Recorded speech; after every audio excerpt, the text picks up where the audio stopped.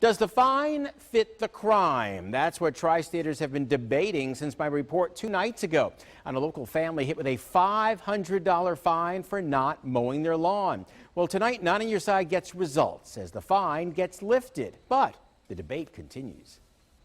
Hundreds of people have shared and dozens have commented on our WCPO.com story about the Clifton Heights family that ended up with a $500 fine taped to their door. It was all for grass and weeds that were too tall. No warning whatsoever. Just a ticket. Just a ticket taped to her door. Bill Franey told me his mom, who's on disability and struggles to get around, had not trimmed her yard yet this spring. The last thing she can afford, a $500 fine. Borderline enraged that it feels like a cash grab suddenly, $500.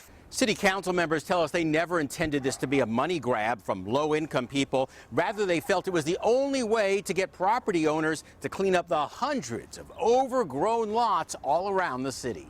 Our job is not to hurt people. Our job is not to raise money, but our job is to make sure folks who are able to take responsibility for how their property looks. Now the good news. Vice Mayor David Mann tells me the city will now drop the fine if the Franeys mow their lawn the next 7 days. Councilman Chris Seelbach says he added an exception to the new law for cases just like this. When I saw the legislation, I said, well, this looks good, but there could be certain scenarios where maybe an older person who's on a fixed income and when spring comes around and the yard grows fast, doesn't get around to cutting it. So the Franeys will get a break if they clean up their yard by next week, which council says is all they really wanted.